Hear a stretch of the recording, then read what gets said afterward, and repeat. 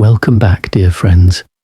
Let's take a moment to unwind together and immerse ourselves in a world of mystery and whispers, where every shadow hides a secret waiting to be revealed. Chapter 1. The Unsolved. Tick. The small town of Montville sat nestled in the folds of a quiet valley, where the days passed by as gently as the breeze through the autumn trees. The town's greatest treasure was its towering clock, an ancient timepiece perched proudly on the town hall, its pendulum swinging with precision. Its tick-tock was a constant, the heartbeat of Montville. It was said that time in Montville moved at its own pace, not too fast, not too slow. But that serenity shattered one crisp evening when Edmund Gray, the renowned clockmaker, was found dead in his workshop. The news spread through the town like wildfire. The townsfolk, who had long admired the clockmaker for his intricate creations and perfect craftsmanship, were stunned. How could such a steady, reliable man be taken so suddenly? Poirot, with his keen eye for detail and sharp mind, arrived at the scene the following morning, just as the sun's light touched the town's rooftops. He stepped out of his carriage, straightening his coat and adjusting his gloves with meticulous care.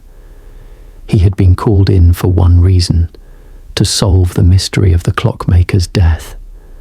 Edmund Gray's shop was located at the edge of Montville's main square, a narrow building with windows dusted in age and time.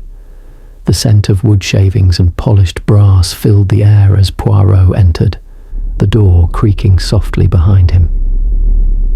Inside, the shop was filled with clocks of all sizes: grandfather clocks, wall clocks, pocket watches, and even delicate timepieces from far-flung lands. Every tick and tock was a reminder of Gray's lifelong dedication to his craft. But the moment Poirot's gaze fell on the body, lying peacefully on the floor in front of his workbench, something felt wrong. Gray's eyes were closed, his expression relaxed, almost as though he was sleeping. There was no sign of struggle, no indication of violence, just a man at peace, or so it seemed. Poirot's gaze moved over the room, taking in every detail. The only thing that stood out was the pocket watch lying next to the body. It had stopped at precisely midnight.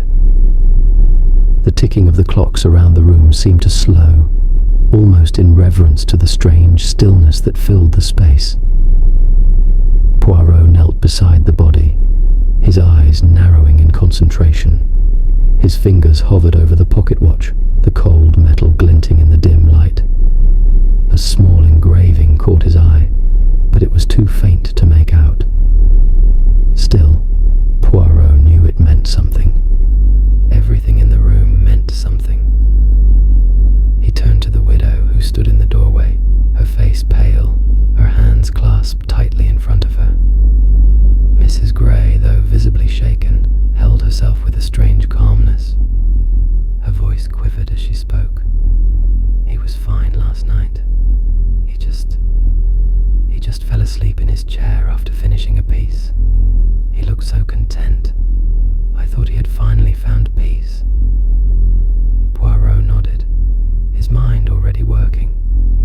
The story was odd, yes, but it didn't quite add up. A man of Gray's temperament, so precise, so methodical, wasn't one to simply fall asleep in his workshop and die quietly in the night. Something more was at play here.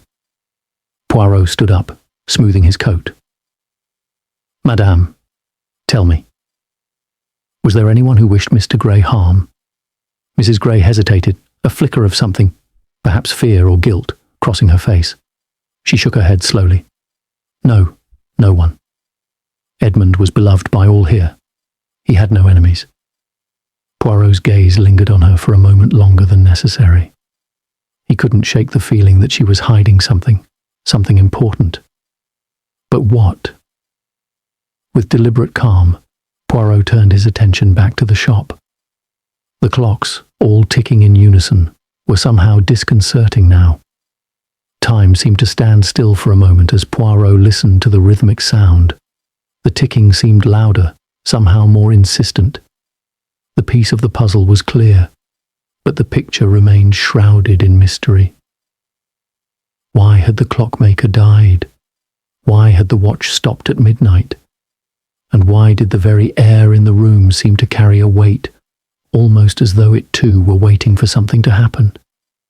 Poirot straightened and turned to Mrs. Gray with a soft, reassuring smile, though his mind was already racing. "Madame, I will need to examine the shop further. Please do not leave the premises. The answer is here, in this very room."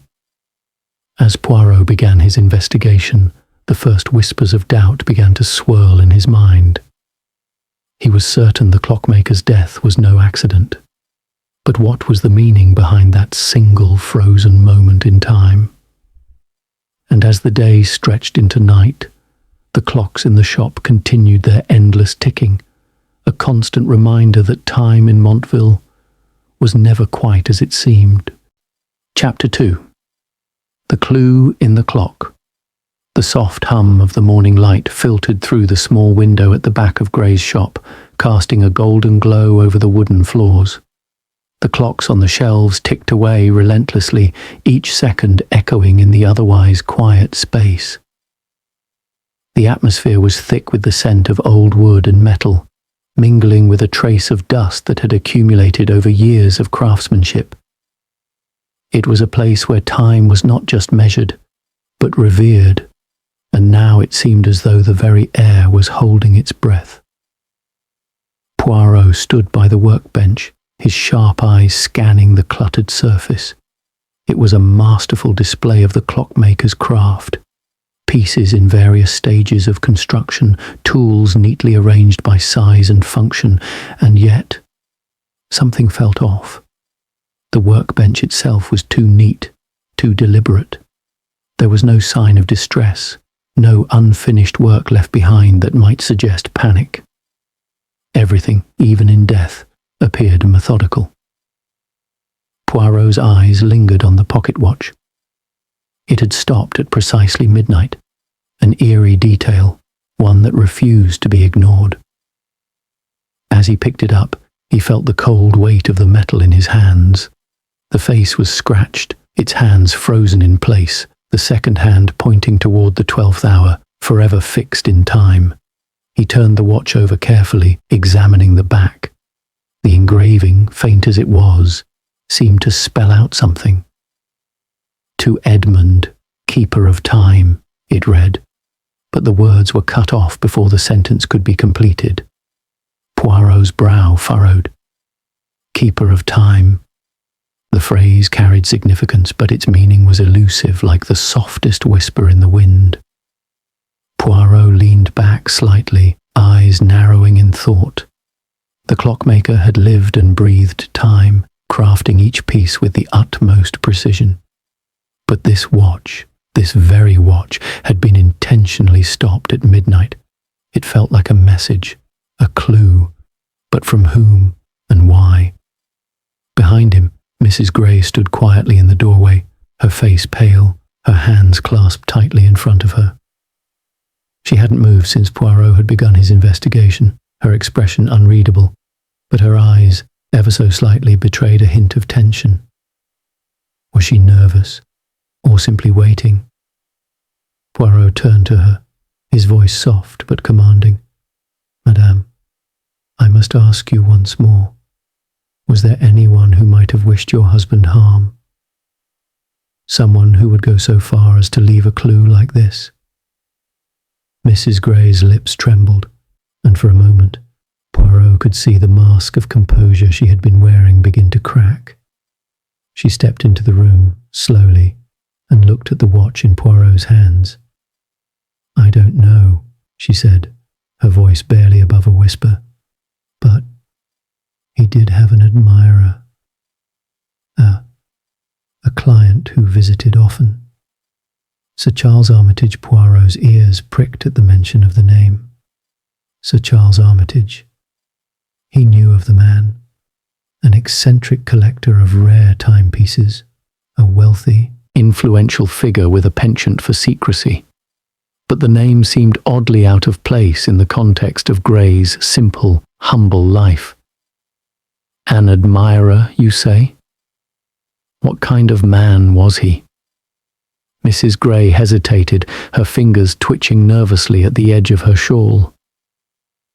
He was obsessed with rare clocks, she said slowly, as though the words themselves were hard to form.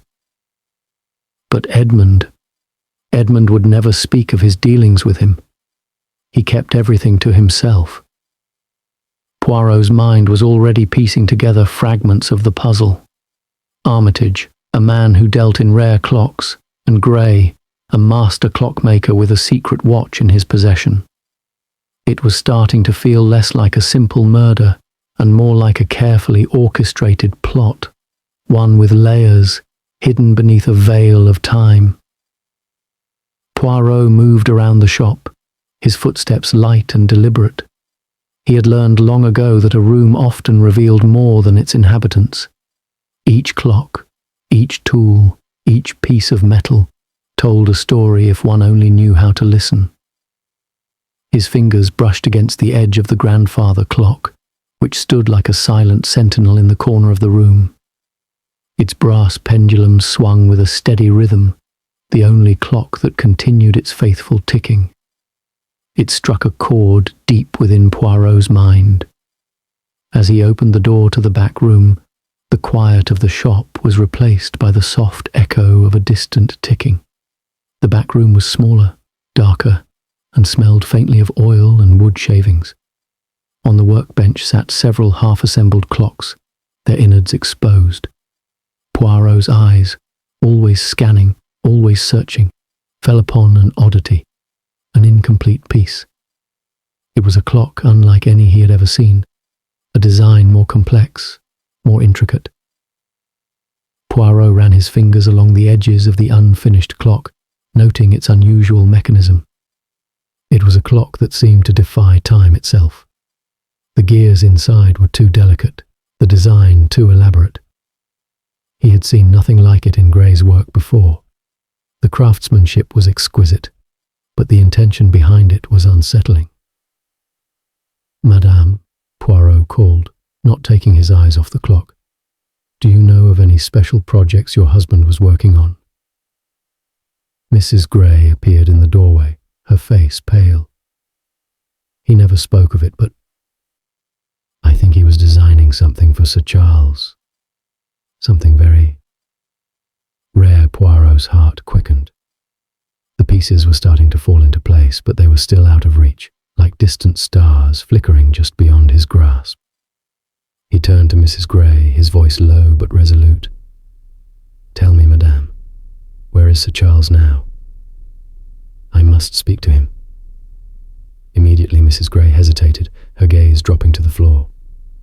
He vanished, Monsieur Poirot. A few weeks ago he disappeared without a trace. No one knows where he went." Poirot felt a chill run down his spine. The mystery was deeper than he had initially thought. The clockmaker's death, the strange pocket watch, the disappearance of Sir Charles Armitage. It was all connected. But how? The ticking of the clocks around him seemed to grow louder, almost mocking in its steady progression. Time, it seemed, was both a prisoner and a key in this enigma, and Poirot was determined to unlock it, no matter how long it took. Chapter 3. The Widow's Secrets. The morning light crept slowly through the thin curtains of Mrs. Gray's sitting room, casting long, languid shadows on the walls. The air was still, thick with the weight of untold secrets, yet there was an undeniable softness in the room, like a lull before a storm. Poirot sat across from the widow, his usual meticulous composure intact, though his mind was far from peaceful. Mrs. Gray, still draped in mourning black, sat stiffly on the edge of her armchair, her hands folded in her lap, knuckles white from the pressure. Her eyes, which had once been clear and calm, now flickered nervously, betraying the carefully constructed veil of composure she had been trying to maintain since Poirot's arrival. Every few seconds she glanced toward the window, as if hoping for an escape, or perhaps a sign that the mystery would unravel itself. Poirot's gaze never left her. He studied every tiny movement, the way her fingers fidgeted, the subtle tightening of her lips. "Madame," he began, his voice calm, soothing, "I understand this is a difficult time, but you must know, in order to unravel the truth, I must ask you to be completely forthright with me. It is the only way." The widow flinched slightly, as if the words pierced deeper than she had expected. Her eyes met his, and for the briefest moment, Poirot saw a flicker of vulnerability, like a veil being lifted, revealing something more fragile beneath. But then, as quickly as it appeared, she masked it with a faint smile. "My husband," she said softly, her voice barely a whisper, "was a good man, Monsieur Poirot. He would never have harmed anyone. He kept to himself, worked diligently, and was loyal to those who came to him." Her voice cracked, and she swallowed hard, the tremor barely noticeable but present nonetheless. "There is nothing more to say." Poirot leaned forward, folding his hands on his lap. His eyes remained steady, never wavering, as if coaxing the truth from her, slowly, like a gardener pulling the right root from the soil. "But there is more, madame. You do not hide the truth for him, not now, not in death." Her lips parted, but no sound came out. It was as though the very air around her had grown thick with the weight of the silence. Poirot allowed the stillness to hang in the air, letting the tension build. He knew it was only a matter of time before something would break. At last, Mrs. Gray spoke, her voice barely audible. "Sir Charles," she murmured, almost as if saying the name aloud was a confession. "He was not just a client. Edmund and Sir Charles were more than that. They were friends once." Poirot's attention sharpened. The mention of Sir Charles was not a casual one. It was laden with unspoken history. "Ah, friends, you say?" Poirot's voice was steady, his words slow. "Yet there is more, I sense. What is this connection between your husband and Sir Charles?" Mrs. Gray shifted in her chair, her hands now wringing together, fingers twisting with quiet desperation. "It was years ago. Before we were married, Edmund had an affair with Sir Charles's wife. I never spoke of it. I never asked him about it. But I know it was the reason for their falling out. After she passed away, Sir Charles kept coming to Edmund's shop, seeking some form of solace, I suppose. He would bring him rare timepieces, clock designs that were more than just timepieces. They were symbols of something much darker."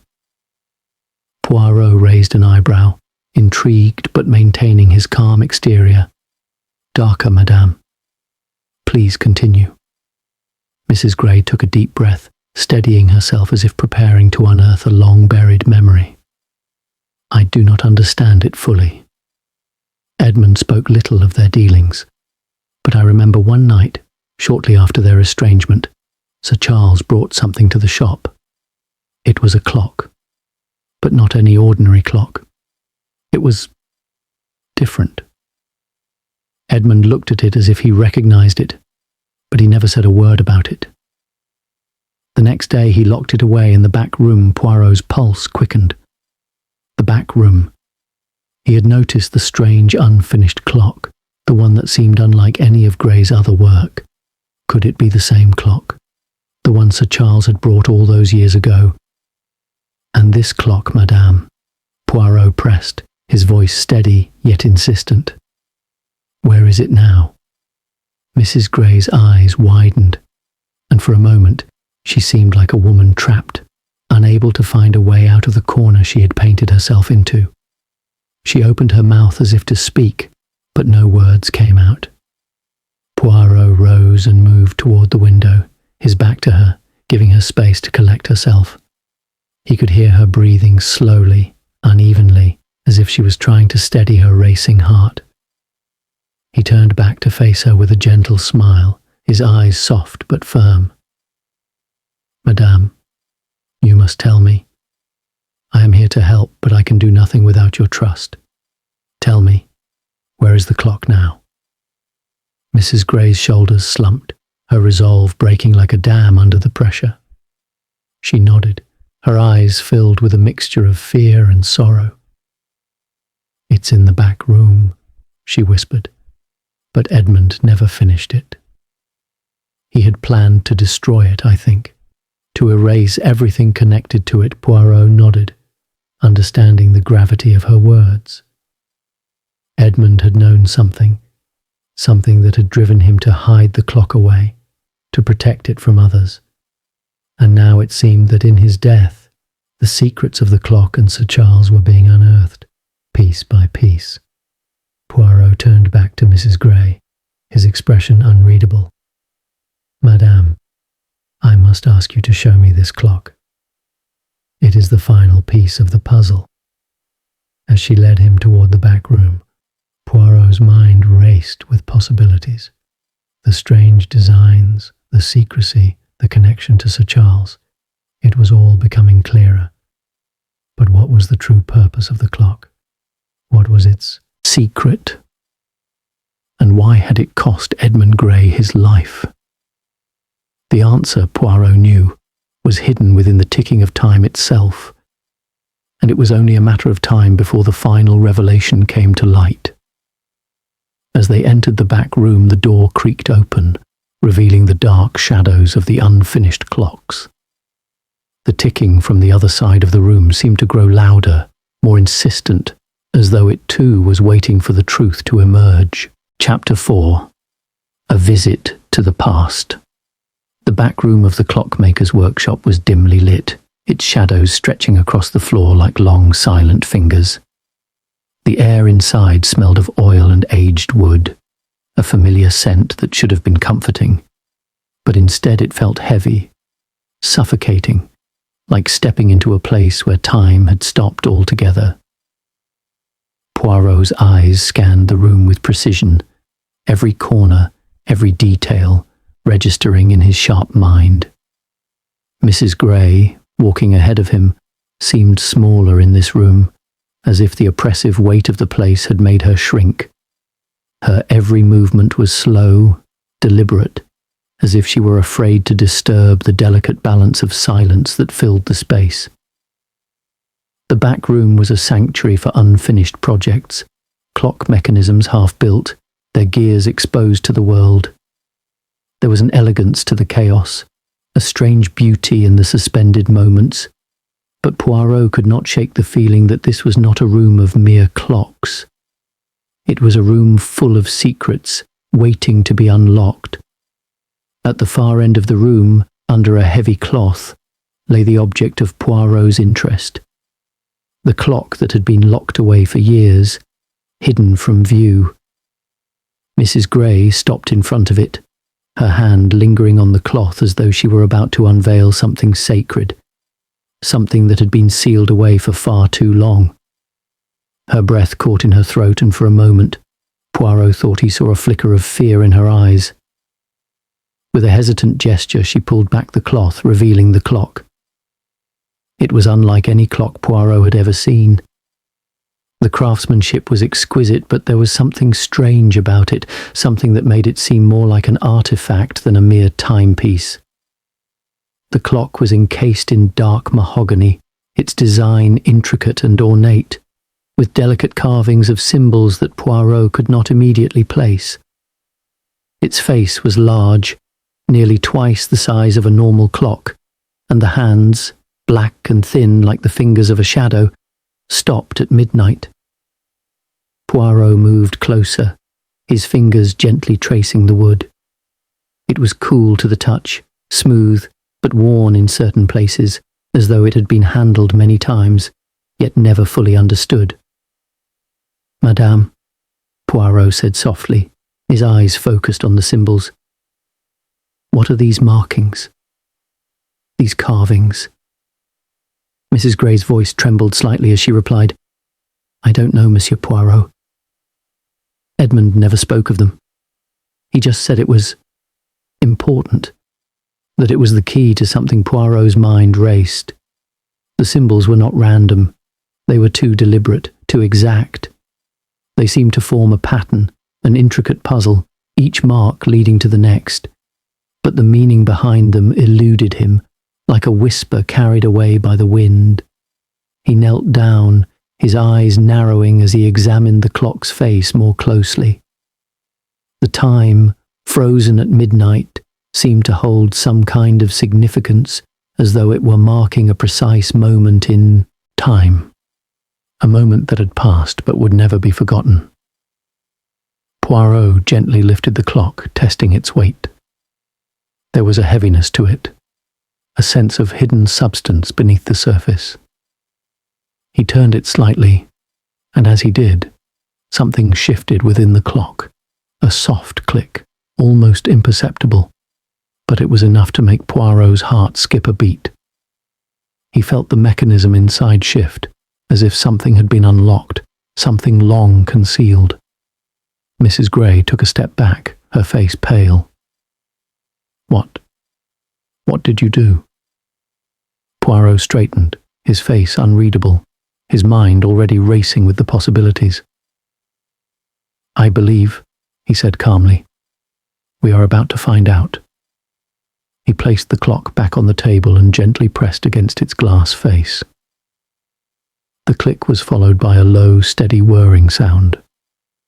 Something mechanical, but smooth. Poirot's fingers hovered above the glass as a panel on the side of the clock slowly slid open, revealing a hidden compartment. Inside there was a small envelope, yellowed with age, its corners frayed as though it had been handled many times before. Poirot's eyes flicked to Mrs. Gray. She stood frozen, her hand pressed against her mouth, as if to stifle a gasp.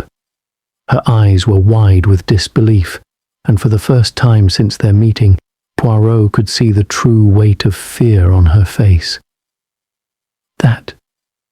That wasn't there before," she whispered, her voice trembling. "I swear it wasn't there." Poirot, without a word, carefully opened the envelope.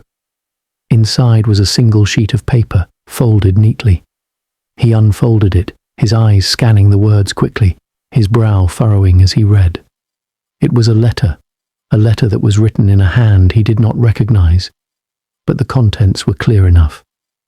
It was a message for Edmund Gray, written by Sir Charles Armitage himself. The letter was short, but its meaning was chilling.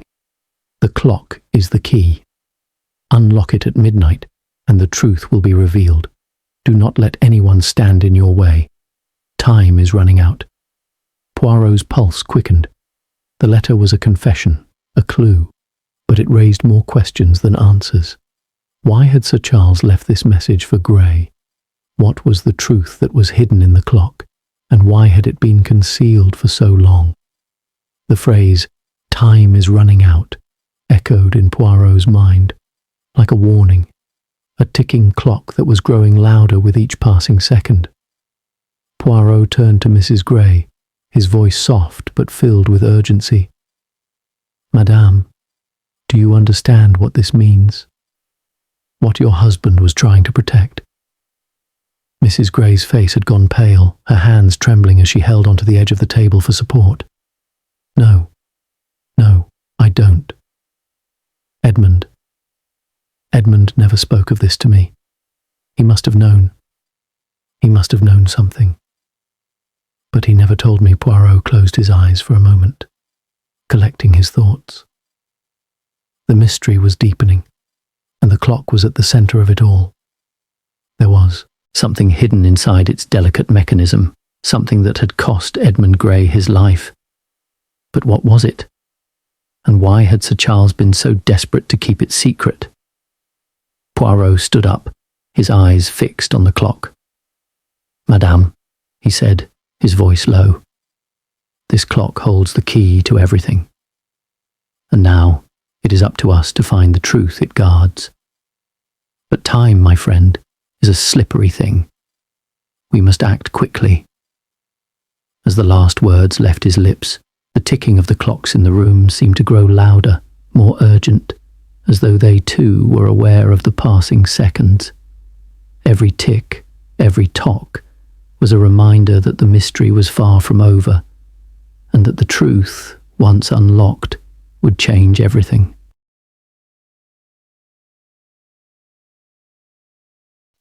Chapter 5.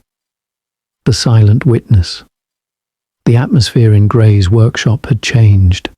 The air felt heavier now, as if it were suffused with the weight of unspoken truths, each passing second echoing with the subtle but insistent tick-tock of the clocks around them. Poirot stood at the centre of the room, his eyes fixed on the mysterious clock, the one that had been locked away for so long, its hidden compartment now revealed, its secrets laid bare in front of him. Mrs. Gray stood nearby, her pale face illuminated by the soft glow of the fading afternoon light, her hands clasped together tightly, her fingers pressed to the edge of the table. The letter they had found within the clock, the one penned by Sir Charles Armitage, had left them with more questions than answers.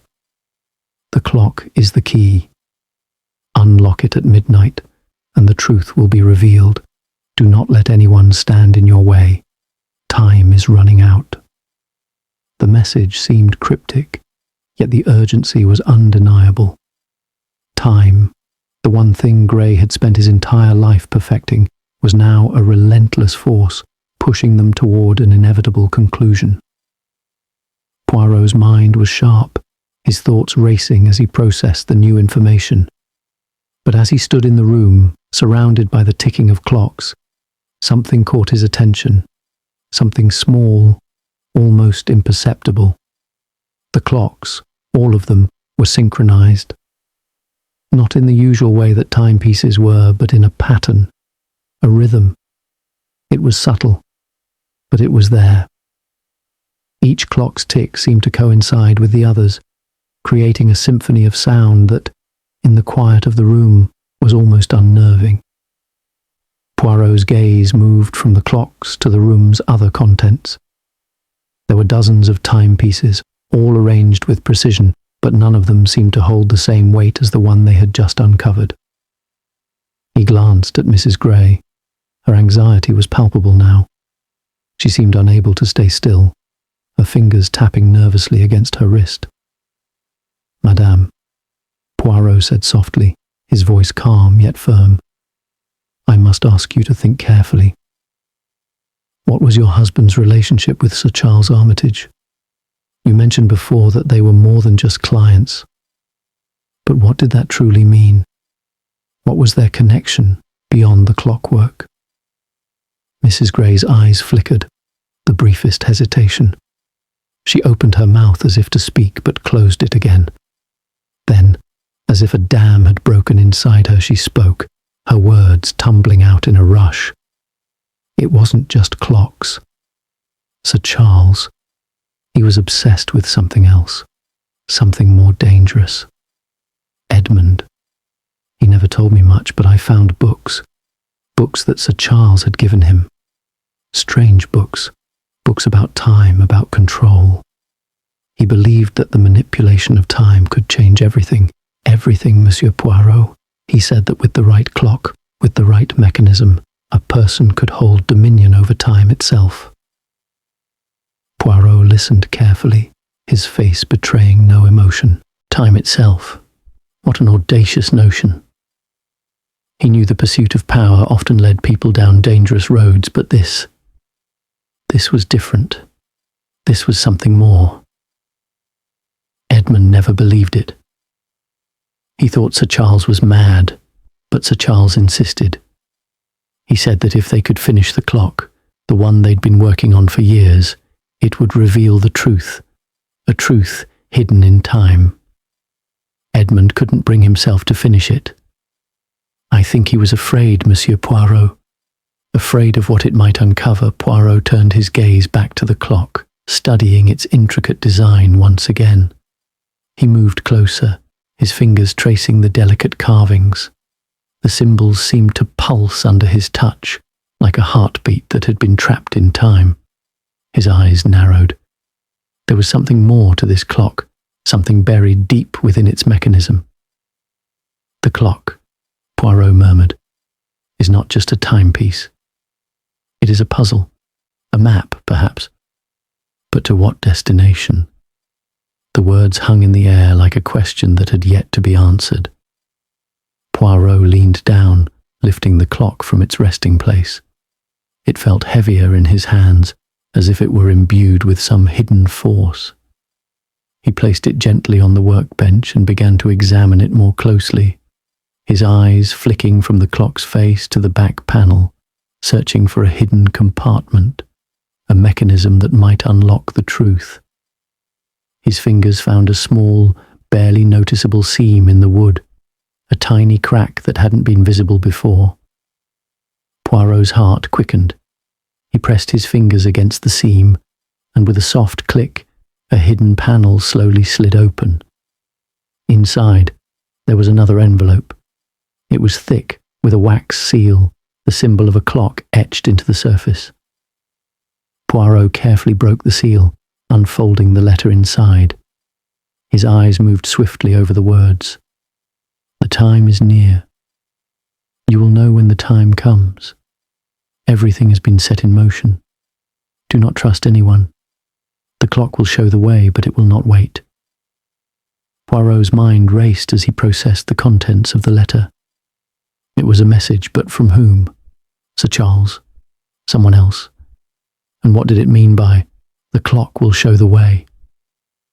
The ticking of the clocks around him grew louder, almost deafening. It was as if they were counting down to something. But what? The truth was so close now, but still just out of reach. The clock, the letter, the warnings. They were all connected. But to what end? Poirot turned to Mrs. Gray, who had been standing quietly by the door, her face a mask of anxiety and fear. Madame, he said softly, we are getting closer to the truth. But the clock holds many answers, and it will not give them up easily. Mrs. Gray's face paled further, her eyes wide with a mixture of fear and helplessness. What should I do now? What does it mean? Poirot's expression softened. He could see that Mrs. Gray was terrified, and yet there was something else there. Something deeper. A quiet resignation. She had been living with this secret for so long, and now the weight of it was finally breaking through. Madame, Poirot said, his voice quiet but firm, I believe the time has come for us to confront the truth. But you must understand, time is not just a measurement. It is a force. And when it is set in motion, it cannot be stopped. As the final words left Poirot's lips, the ticking of the clock seemed to swell, a crescendo that reverberated in the room. The room, once calm and soothing, now felt charged, like the stillness before a storm. Time was moving faster now. The pieces were falling into place, and there was no going back. The clock had shown them the way, but it was leading them down a path with no clear end. And so the mystery continued to unfold, each tick, each tock, drawing them closer to the heart of the enigma, where the truth waited to be discovered. But one thing was certain. Whatever lay at the end of this journey would change everything. Chapter 6. The Mysterious Benefactor. The evening had settled over Montville. The sky painted in soft shades of lavender, and rose as dusk crept across the horizon. The clocks in Gray's shop ticked away as they had for years, but tonight the sound seemed different, more insistent, more pressing. Poirot stood by the workbench, the weight of the discoveries from the past hours sitting heavily in the air.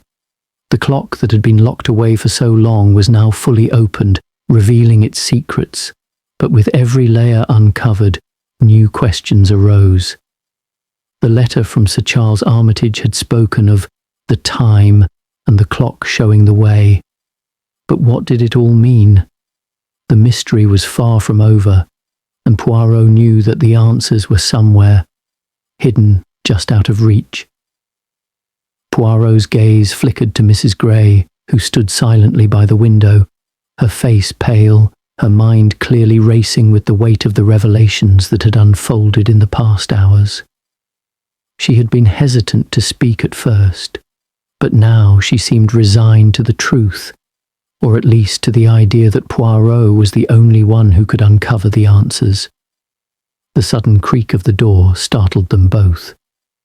Poirot turned, his sharp eyes immediately alert, but it was only a soft knock followed by the sound of footsteps, slow, deliberate. Mrs. Gray's hand instinctively moved to the clasp of her shawl, her fingers trembling ever so slightly. The door opened, revealing a figure from the shadows. A tall man, dressed in a dark coat, his face partially obscured by a wide-brimmed hat. There was something familiar about him, though Poirot could not place it at first.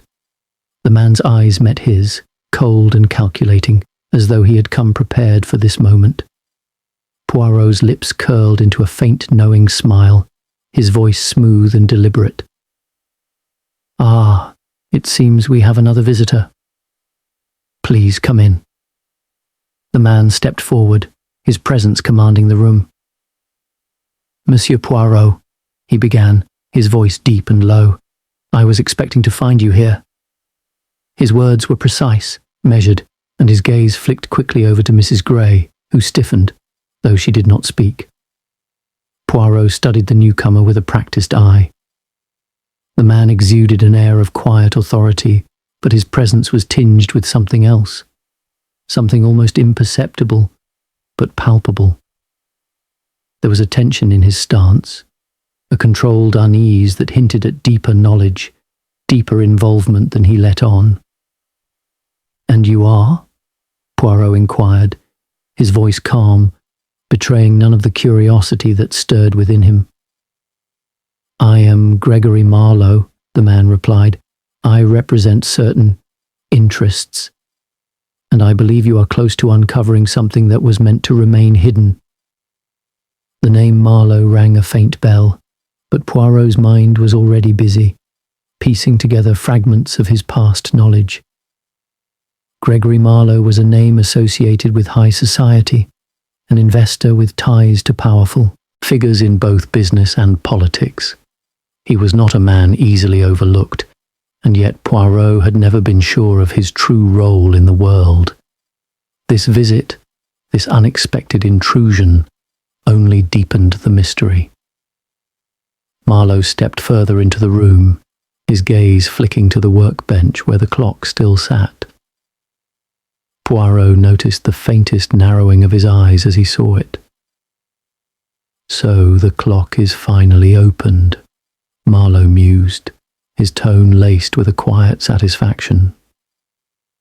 "I'm glad to see you've made progress, Monsieur Poirot." Poirot, not one to miss a detail, allowed a silence to stretch between them. "You seem to know a great deal about this clock, Monsieur Marlowe. Perhaps more than your letting on." Marlowe's lips curled into a smile, but it didn't quite reach his eyes. "I know more than you might think, and you're close to the heart of it now, I can tell."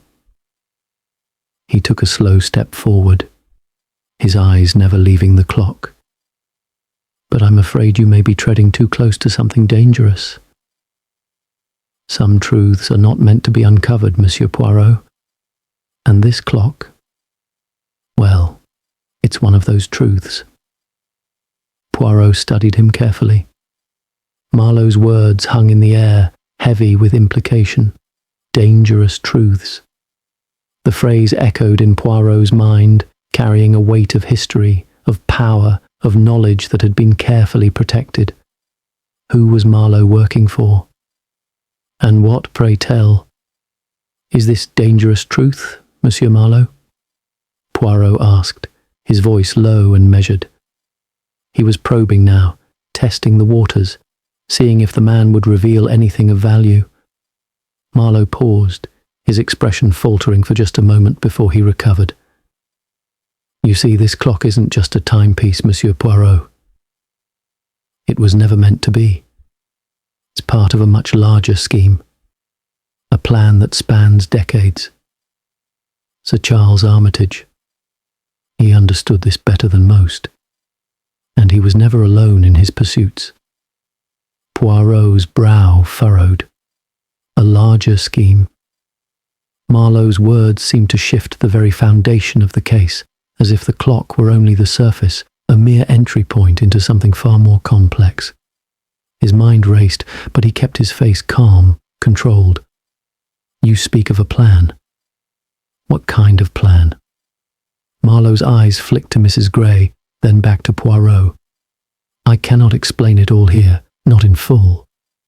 But I can tell you this. Your investigation, while impressive, has drawn unwanted attention. There are those who will stop at nothing to ensure the clock's secret stays buried." A sudden chill settled in the room, and Poirot felt the weight of the warning. His suspicions about Marlowe had only deepened. He wasn't just a bystander. He was part of the web, a player in this high-stakes game of secrets and power. "Why come to me now, Monsieur Marlowe?" Poirot asked, his voice steady but with an underlying edge. "If this clock is so important, why risk revealing its existence to me?" Marlowe smiled, but it was a smile that did not reach his eyes. "Because you are already too close, Poirot. And I have learned that it is far better to guide you toward the truth than let you continue your path blindly." His voice softened, becoming almost conciliatory. "I only wish to save you from the dangers ahead. Some mysteries, as you well know, are better left unsolved." Poirot's gaze never wavered. He was calm, but his mind was spinning. Who was pulling Marlowe's strings? Who stood behind this elaborate scheme? And why did Marlowe feel the need to intervene now, at the very moment when Poirot was closing in on the truth? Poirot took a step forward, his eyes never leaving Marlowe's. "You wish to protect me, Monsieur Marlowe? How kind of you. But I assure you I am quite capable of dealing with whatever dangers lie ahead." Marlowe's smile faltered, but he nodded slowly. "Very well, Monsieur Poirot. But remember this. The clock is not just a timepiece. It's a symbol, a key to something much greater. And once the truth is revealed, there will be no turning back." Poirot's mind was already a flurry of thoughts, calculations and possibilities. Marlowe had just given him a crucial piece of the puzzle, but it was wrapped in mystery and ambiguity. The clock was no mere artifact. It was part of something far larger, something far more dangerous. And Marlowe, for all his warnings, had just confirmed Poirot's greatest suspicion. The true secret behind the clock was still waiting to be uncovered. As Marlowe turned to leave, he paused at the door and looked over his shoulder. "Remember, Poirot," he said softly, "some truths are better left buried in time." The door clicked shut behind him, and Poirot stood alone in the room, the sound of the clocks ticking louder than ever. Time was running out. But now, more than ever, Poirot knew that the only way forward was to uncover the truth, no matter the cost. The game was far from over, and the clock had just begun to reveal its true nature. Chapter 7. The First Unravelling. The morning fog still clung to the edges of Montville as Poirot sat quietly by the workbench in Gray's shop, his mind consumed by the pieces of the puzzle he had been slowly assembling. The clocks around him ticked relentlessly, a steady rhythm that seemed almost mocking in the stillness of the room. Each tick was a reminder of time slipping away, time that with every passing second seemed to hold the key to unravelling the mystery at the heart of Gray's death. The letter from Sir Charles Armitage, the cryptic warning from Gregory Marlowe, the strange markings on the clock.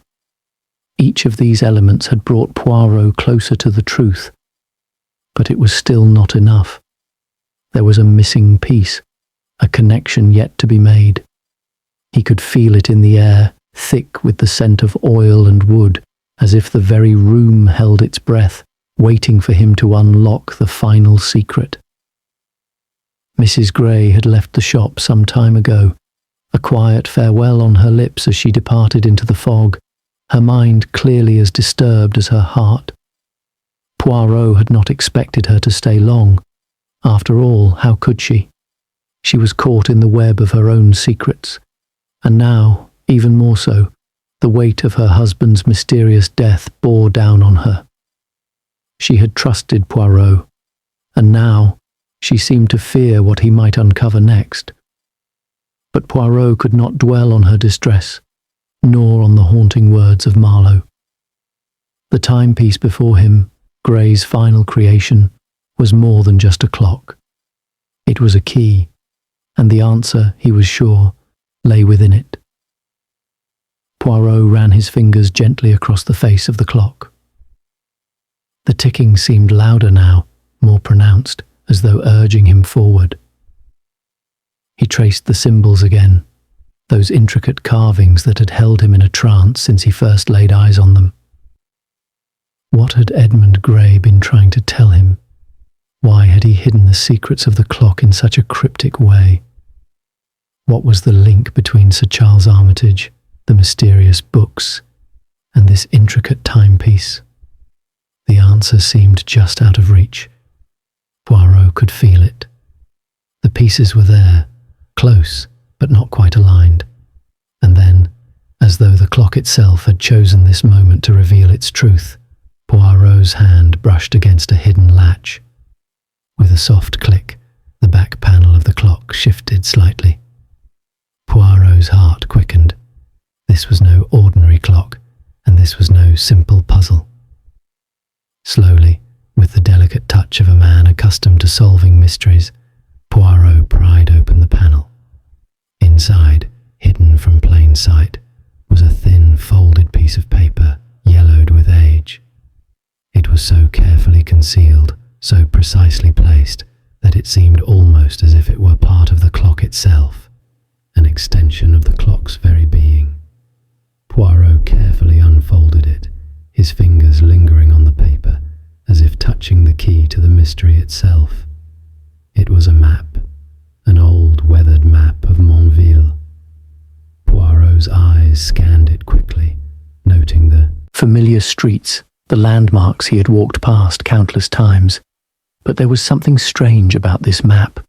It was marked deliberately with a series of red X's and circles, each symbol indicating a specific location.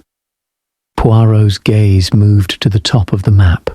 A small phrase was scrawled in faded ink. The path of time is a circle. Only when you walk the loop will you find what is lost. Poirot closed his eyes for a moment, allowing the words to settle in his mind.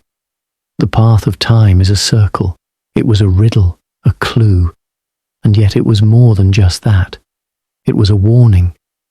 He was being drawn into something far deeper, far more intricate than he had anticipated. The map, the clock, the symbols, the letter from Sir Charles. Everything pointed to a single conclusion, but Poirot knew that the true revelation lay in the specifics. He had to decipher the meaning of the map, where to go, what to uncover. His thoughts were interrupted by a soft noise behind him, the sound of a door opening. Poirot turned, his eyes sharp, ready for whatever would come next.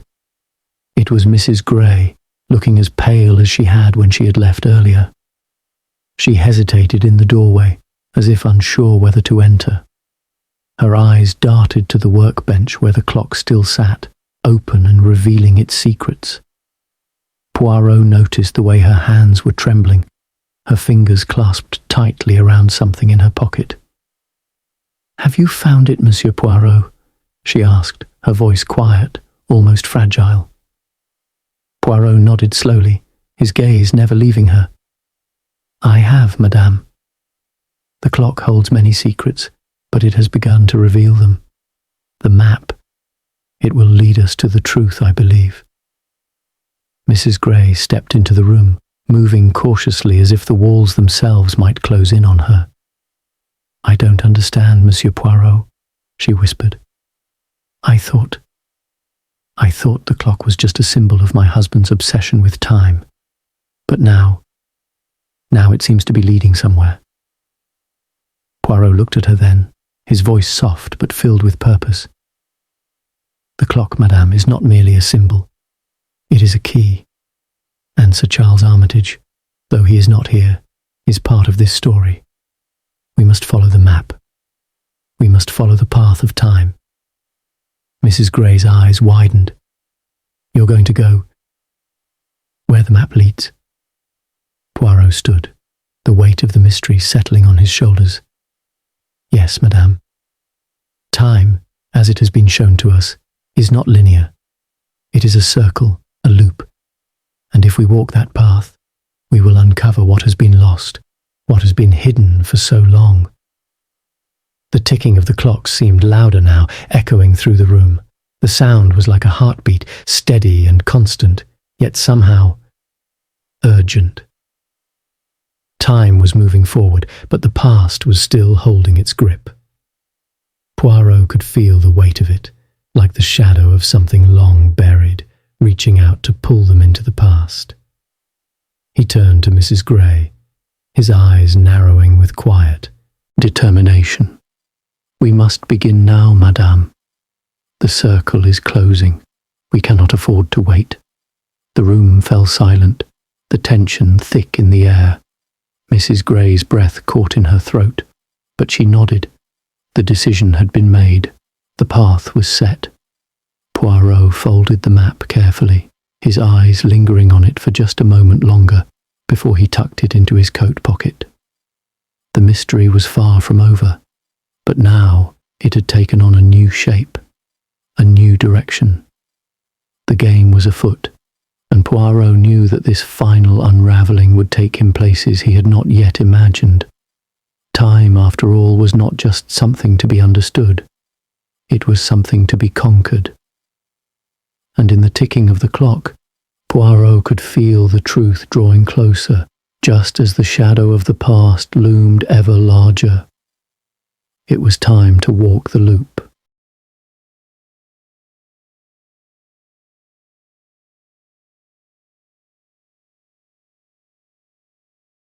Chapter 8. The Midnight Hour. The fog had thickened around Montville, draping the town in a heavy veil of mystery as Poirot made his way down the winding streets, the sounds of his footsteps muffled by the dense mist. The town was eerily quiet, as though it too was holding its breath.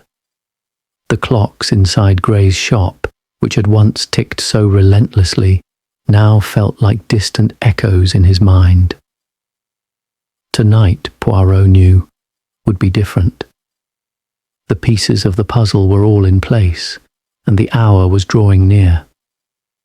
The map they had found in the clock had led Poirot to a particular location, one marked with a circle, an old mansion at the edge of town, long abandoned and steeped in history.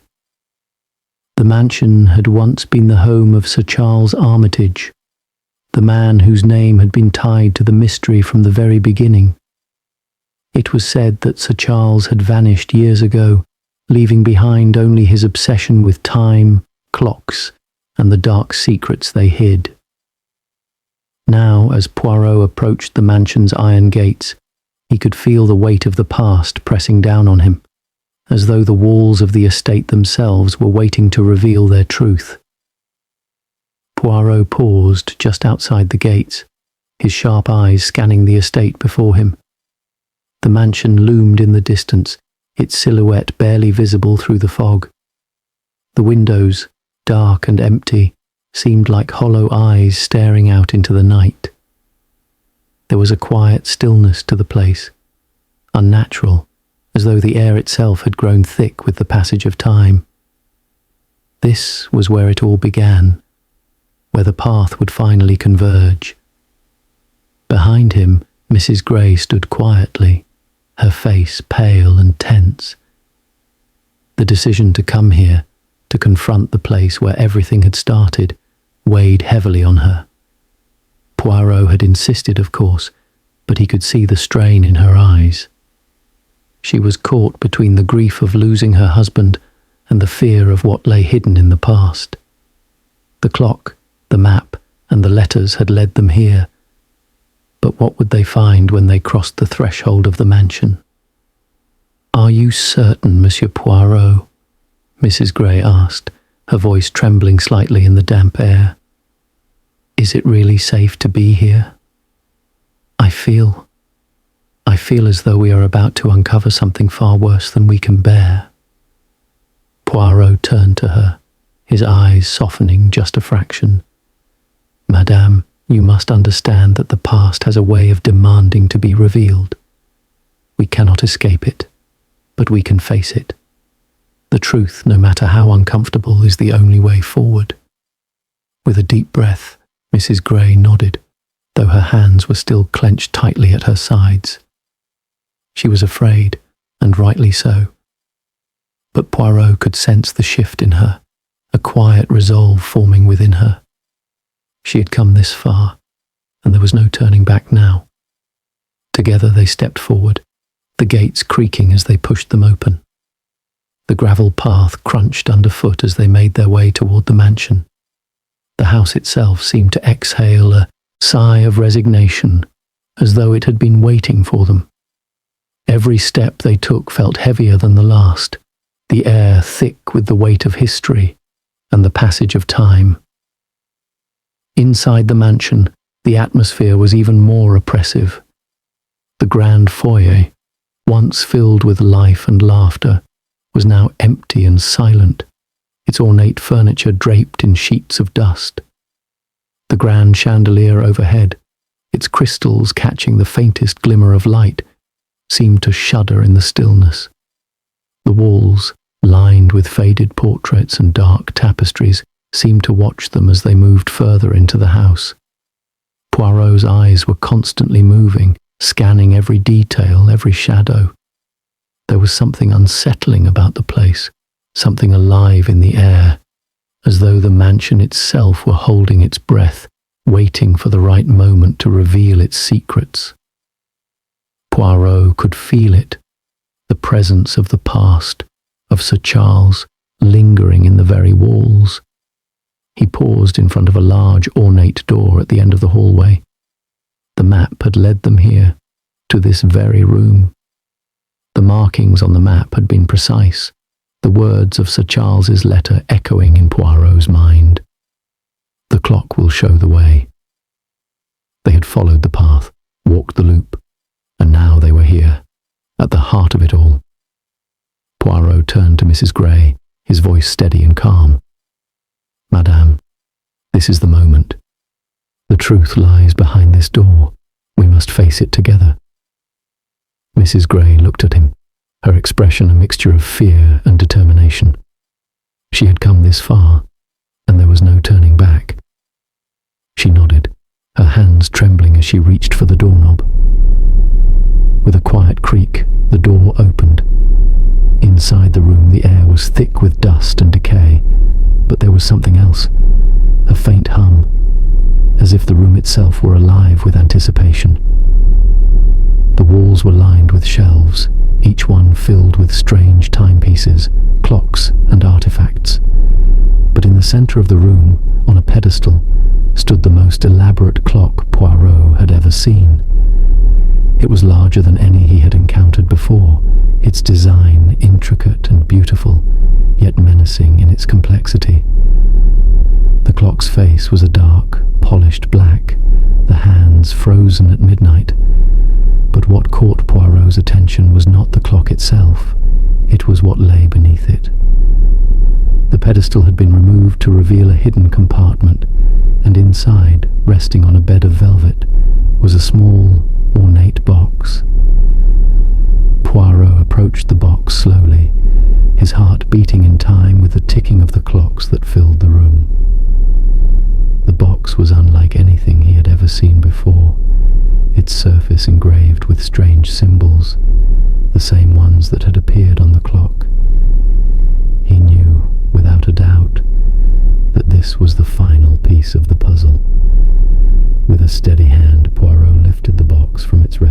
eyes. As he did, a quiet click echoed through the room, and the clocks around them seemed to slow, their ticks fading into a soft murmur. Poirot's fingers trembled slightly as he opened the box. Inside, there was a single piece of paper, yellowed with age. He unfolded it carefully, his eyes scanning the words. It was a letter, written in Sir Charles's unmistakable hand. The truth lies not in the clock, but in the one who controls it. Time, as we know it, is a tool, a weapon, and only when it is wielded by those who understand its power can the world be reshaped. But be warned, once the loop is closed, there will be no turning back. Poirot's mind raced as the weight of Sir Charles's words settled over him. Time, a weapon, the loop, the circle.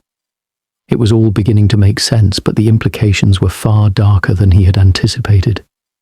The clock, the map, the symbols, it was all part of a much larger plan, one that spanned years, perhaps even centuries.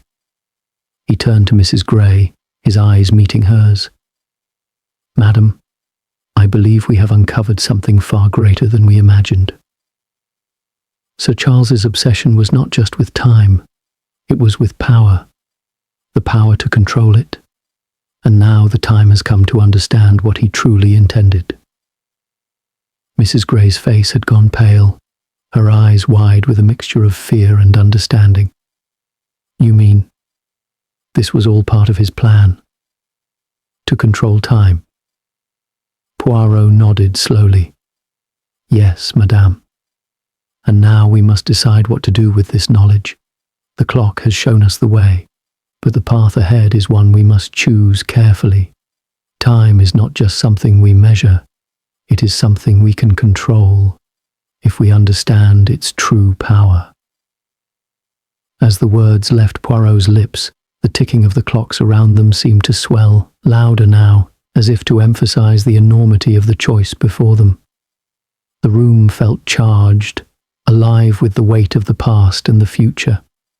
The loop was closing, and there was no turning back. The clock had shown the way. But where would it lead? Chapter 9. The final tick. The fog outside had thickened into a dense, nearly impenetrable wall of mist, smothering Montville beneath its heavy cloak. Inside the mansion, the air felt stagnant, thick with the weight of time, as if the very walls were holding their breath. The clocks that filled the room continued their relentless ticking, each one echoing through the silence like the sound of an approaching storm.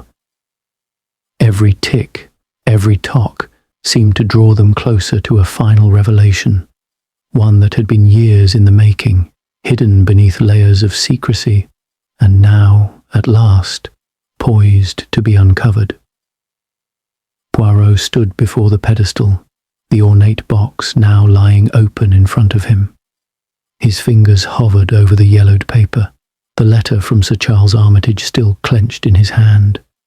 It was a revelation, yes, but also a warning. Time is a tool, a weapon. The words had haunted him ever since he had read them aloud. Time could be controlled, time could be manipulated. The implications were staggering, but Poirot knew that the truth was just within reach. And yet, something felt off. The final piece of the puzzle was still elusive, hanging just out of his grasp like a secret too dangerous to reveal. Mrs. Gray, standing beside him, seemed smaller now, her face pale, her expression unreadable. She had come this far, but the weight of the truth was beginning to take its toll. The quiet ticking of the clocks seemed to press in on them, each second slipping away faster than the last. The room had become a cage, and time was both the prison and the key. "Madame," Poirot said softly, his voice breaking the heavy silence. "You must understand. The power behind these clocks, behind Sir Charles's obsession with time, it is not just an intellectual pursuit. It is something far more dangerous. And it is here, in this room, where it all comes to its inevitable conclusion. Mrs. Gray swallowed, her eyes fixed on the clock on the pedestal, its dark face gleaming under the low light. "But what does it all mean, Monsieur Poirot?" she asked, her voice barely above a whisper. "What is it that Sir Charles was trying to do with all of this? And why was Edmund involved?" Poirot turned to her, his expression filled with a quiet resolve. "Edmund Gray was a man of great intellect, yes, but he was also a man of principle. He saw the danger in Sir Charles's ideas, in his desire to control time, to manipulate it for his own ends. That is why he hid the clock, madame. He knew that once the clock was finished, once the mechanism was unlocked, there would be no stopping what Sir Charles had set into motion." Poirot paused, his eyes scanning the room once more.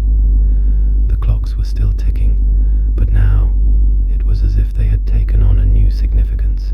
They were not just machines, they were witnesses, silent observers of the events that had unfolded over the years. Each one, with its own history, its own rhythm, was tied to the grand design that Sir Charles had envisioned. "The loop," Poirot murmured almost to himself. "The circle." Sir Charles believed that time was not a straight line, but a loop, a cycle that could be controlled. And this clock— he glanced at the clock on the pedestal. This clock was the key, not just to understanding time, but to altering it. The air in the room seemed to grow colder as Poirot spoke, his words hanging in the silence like a slow approaching storm. Mrs. Gray took a step back, her breath quickening, her hands trembling. Alter time. But how? How could anyone have the power to do that? Poirot's gaze shifted back to the clock. The clock was never just a timepiece, madame. It was a mechanism designed to open a door, one that would allow its owner to step outside of time itself. The clock was not just a symbol of power, it was a doorway. And Sir Charles, he believed that with the right knowledge, the right control, he could bend time to his will. The words hung in the air like a chilling fog, each one more unsettling than the last. Mrs. Gray's face drained of colour as the full weight of Poirot's revelation settled on her. "You mean to say that Sir Charles, he was trying to—" "Yes," Poirot interrupted, his voice quiet but filled with certainty. "He was trying to manipulate the very fabric of time. And Edmund knew it. That is why he hid the clock. That is why he tried to stop Sir Charles. But now we are at the final moment." The ticking of the clocks grew louder in the stillness of the room, each second more urgent than the last. Poirot felt a surge of adrenaline course through him as he approached the clock, his fingers hovering over its face. The symbols, the markings, the words. They were all connected, all part of the same puzzle. And now, it was time to solve it. With a steady hand, Poirot touched the clock's hands, moving them slightly, aligning them with the markings on the face. As he did, a soft click echoed through the room. The air shifted, a faint hum rising from the clock itself. Poirot stepped back, his heart pounding in his chest. The clock was no longer just a silent observer. It was alive, its mechanism stirring as if it were waiting for something, for someone. Suddenly the room was filled with a strange light, soft and otherworldly, as if the very air were vibrating with energy. The clocks around them began to slow, their ticks growing quieter, the hands moving in slow motion. Poirot could feel the shift in the air, the way the world seemed to bend, to warp. It was as though time itself had been distorted, stretched thin. Mrs. Gray gasped, her eyes wide with fear. "What's happening? What have you done?" Poirot did not answer immediately. He was watching the clock, watching the way it seemed to bend and pulse as if it were alive. His mind raced. The clock had unlocked something. A mechanism that once activated could change the flow of time itself. And yet, Poirot knew this was not just an experiment. This was not just Sir Charles's obsession with control. No, this was something far more dangerous. The clock had not just opened a door, it had opened a path that led to something more. "Madam," Poirot said, his voice calm yet urgent, "the clock has shown us the way, but we must act quickly. Time, as you know, is not something we can simply change. It is something that must be respected. The power to control it. It is too great, too dangerous. We must stop Sir Charles's plan from unfolding." But as Poirot spoke, he could feel the change, the shift in the air growing stronger. The ticking of the clocks grew louder, a relentless march toward the unknown. The final tick was drawing near, the moment when the clock's secret would finally be revealed. And with that final tick, the true nature of time itself would be laid bare. Chapter 10. The truth revealed. The mansion had become a living thing, a creature bound by time itself. The fog outside, which had been thick and suffocating, now seemed to swirl in unnatural patterns, pushing against the windows as though it too was caught in the same relentless force that had taken hold of the room. The air was still, except for the low hum emanating from the clock on the pedestal. It had shifted, changed, become something more than just a timepiece. It was a doorway, a mechanism that had unlocked something far greater than they had ever imagined. Poirot stood before the clock, his gaze unwavering, his mind racing. His hands were steady, but his pulse quickened with the knowledge that the final piece of the puzzle was within his grasp. The ticking of the clocks in the room had slowed, their rhythm distorted, as if they too were being pulled into the vortex of time that was unfolding before them. The world outside seemed distant now, muffled, unreachable. The only thing that mattered was the moment that was stretching out before them. Mrs. Gray stood beside him, her face pale, her eyes wide with fear. She had seen the clock shift, felt the air crackle with tension. The weight of the truth had finally caught up to her, and she was now fully aware of the enormity of the secret they had uncovered. The power to control time, to bend it to one's will. It was a force far beyond anything she had ever imagined. But even now, as the truth began to settle in the room, Poirot felt a strange sense of peace. The mystery, at long last, was coming to an end. He had followed the clues, unlocked the secrets, and now the final revelation awaited. He stepped closer to the clock, his fingers brushing lightly against its surface. The symbols that had once seemed so cryptic now held meaning, each one a key, each one a step closer to understanding the truth. The clock's hands, which had once been frozen at midnight, now moved ever so slightly, as though they too were waiting for the final command. "Madame," Poirot said softly, his voice steady, but with a quiet intensity. "We are about to learn everything. All that we have uncovered, all the pieces we have found, are about to fall into place.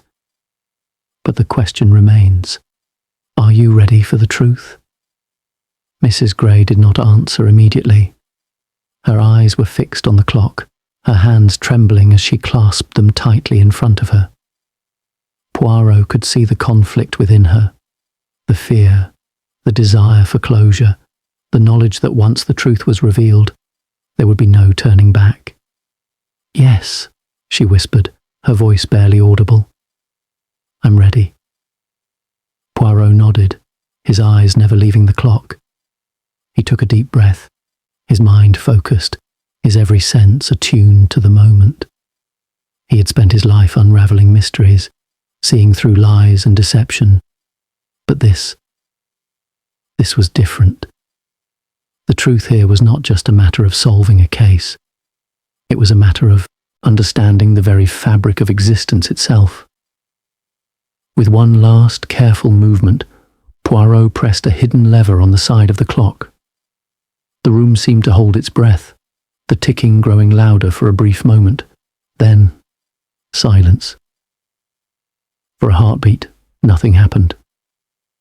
Then, with a soft click, the clock's face split open.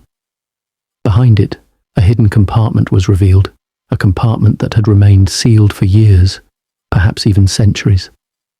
Inside the compartment, resting on a velvet cushion, was a small object, a timepiece, delicate and intricate, with a design unlike anything Poirot had ever seen before. Its hands were frozen, but the symbol engraved on its surface was unmistakable. The same symbols that had appeared on the clock, on the map, on the letter from Sir Charles.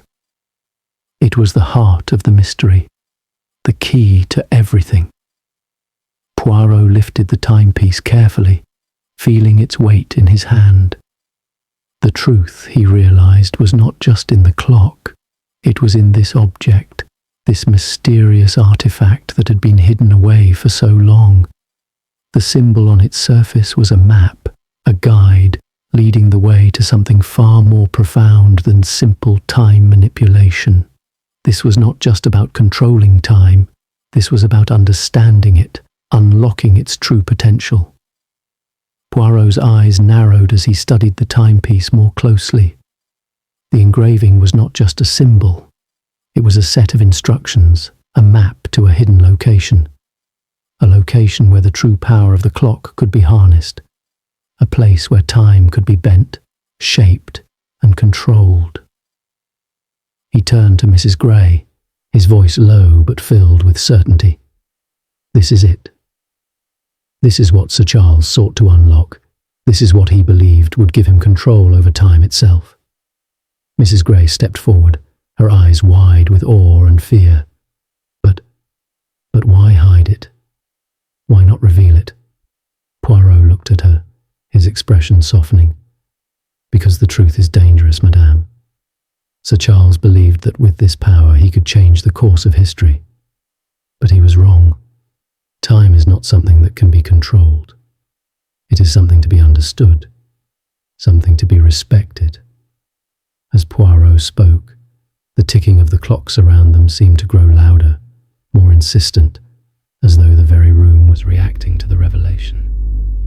Time, once thought to be a fixed and unyielding force, now seemed malleable, unpredictable. The power to manipulate it was too great, too dangerous. And yet it was undeniable. The clock had shown them the way, but the path it revealed was fraught with peril. Mrs. Gray looked at him, her voice shaking. What do we do with it? With the timepiece? What happens now? Poirot's gaze lingered on the object in his hands. Now, madame, we must choose. We have uncovered the truth, but it is up to us to decide what to do with it. The clock has shown us the way, but the final choice is ours. He placed the timepiece carefully back into its compartment, closing the clock with a soft click. The room fell into a heavy silence, the ticking of the clocks now barely audible, as though time itself had retreated, waiting for their decision. Poirot stood there for a moment, his mind quiet, his thoughts steady. The mystery had been solved, the truth had been revealed, and now it was up to them to decide what to do with the power they had uncovered. In the stillness of the room, Poirot could feel the weight of the decision pressing down on him. Time, once a tool, had become something far greater. And with that realization came the responsibility to protect it, to understand it, to ensure that it was never abused. The truth had been revealed. But now, as the final tick echoed through the room, Poirot knew that their journey had only just begun. Time, after all, was not just a measure of moments. It was a force that could shape the future. And in that moment, Poirot understood that the future, like time itself, was in their hands.